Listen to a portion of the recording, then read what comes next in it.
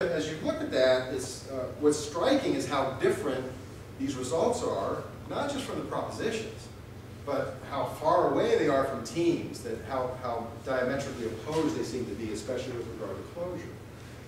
So what does that mean in terms of this possible organizing principles, and can we begin to address these mysteries? And I think we can.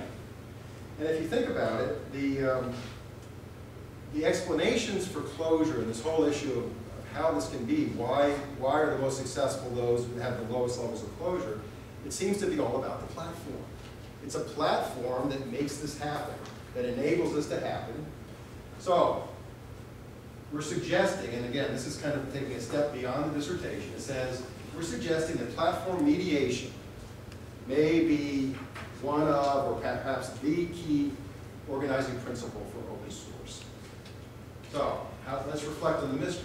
For the success mysteries, we've shown the successful project communities are facilitated by host platforms which allow this assembly of software from all these independent and self-managed individuals without the need for dense interaction.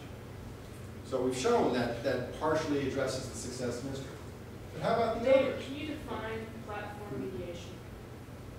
Platform mediation. Talking about interface, you're talking about structure of the software. Mediation, I think, well, again, the platform is kind of broadly interpreted to be the technologies on the site, the rules, the source code itself. Right. And mediation says that this whole activity, this development activity, is kind of organized by the platform versus a team. I'm trying to software structure. Yeah, but it's kind of a broader concept. Well, because there's rules involved, and if you buy into the rules, you act a certain way in the software. Right, you see what I mean? yes, right. I mean, I would call it culture. Sorry. Okay. Yeah, you're getting okay.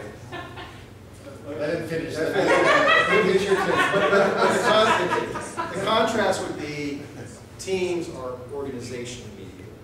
Yeah. So that's kind of, organization versus platform. That's kind of so operationally, before we had this mystery of the chaos and how can all this chaotic activity be put together into a single useful software. But if you think about it, that's what the host platform does. It allows these independent activities in this apparently chaotic process to actually result in useful, sophisticated software. And if you want to see how that happens, you dig into software modularity and documentation and project rules, and that's for further research. But my point is, it's all about the platform. And if you're thinking in terms of an organizational kind of mediation, like in a team, this seems impossible. That's why it's such a different and fundamental, important principle of open source. Economic mystery, it even addresses that in the fact that if the host platform can accommodate inputs from a wide range of individuals that have all different kinds of motivations, and the studies have shown that. There's no one single motivation. You have people with all kinds of needs. Some want to have fun, some want to build their skills, some, So all those people can have their efforts focused into a single output that has sometimes significant economic value with this host platform. Without such a host platform, this would be a set of unaffiliated individuals who could not really get together and do that. If you look at teams, what happens in teams is you have the financial incentive. I mean, why do people join teams and organizations? Many reasons, but basically because they're paid to do it. So in organizations, it is the financial incentive that brings everybody together. Here, this host platform idea allows these many different non-financial motivations to be kind of collected together and their efforts focused into an economic production effort. And that, I think, at least partly addresses this economic mystery. So contributions to theory, we've suggested a new social network theory for open source software development. We've added to the success literature in open source. I think we've also, in some respects, added the team effectiveness literature. We've viewed open source as a kind of team. And in fact, maybe there are some teams that have characteristics of open source, maybe virtual teams, maybe autonomous teams, self-managed teams. So this might open up some additional discussion that can go on in the team effectiveness literature. And then more broadly, we've identified what appears to be a significant exception to very well-accepted theories of social capital and embeddedness that say typically closure is good and bridging is good. And so we feel we're contributing also to the broader social network theory literature.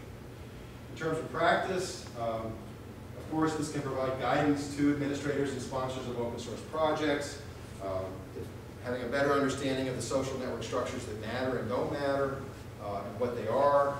The administrator can try to move, at least in that direction, to improve the structure.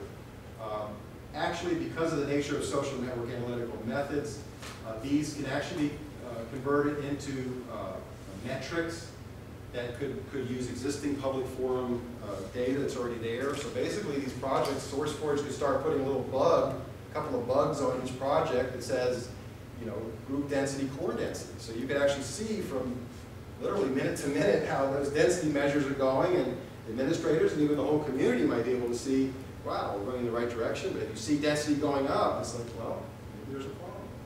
So you can even implement that in terms of a practical metric. And then more broadly, as I said earlier, the speculation about extending open source has been extensive, but it's been abstract. And we think this is beginning to put some concrete suggestions that say that we think platform mediation might be a very important factor in defining what this open source model is,